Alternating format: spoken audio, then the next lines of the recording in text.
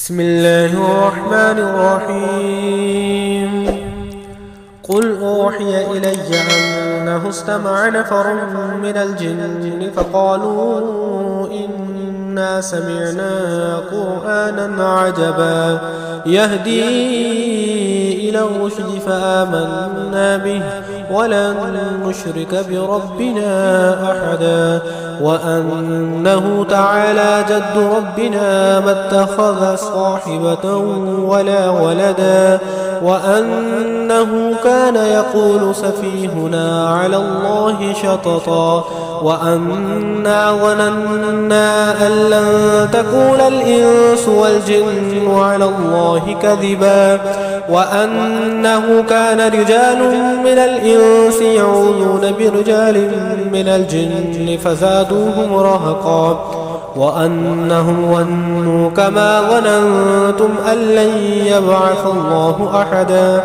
وأنا لمسنا السماء فوجدناها ملئت حرسا شديدا وشهبا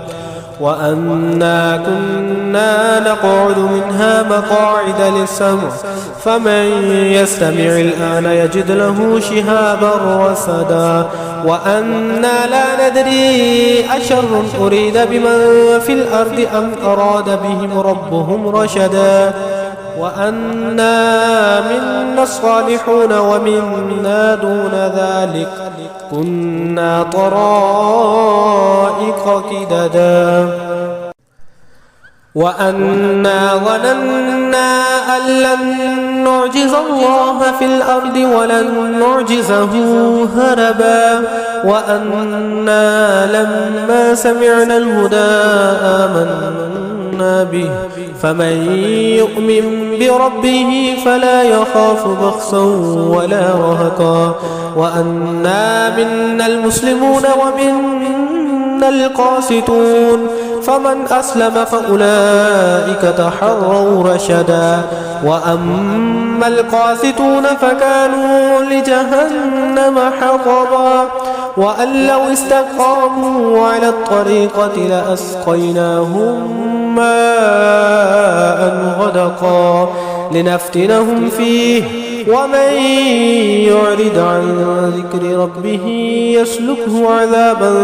صعدا وأن المساجد لله فلا تدعوا مع الله أحدا وأنه لما قام عبد الله يدعوه كادوا يكونون عليه لبدا قل إنما أدعو ربي ولا أشرك به أحدا قل إني لا أملك لكم ضرا ولا رشدا قل إني لن يجيرني من الله أحد ولن أجد من دونه ملتحدا إلا بلاغا من الله ورسالاته ومن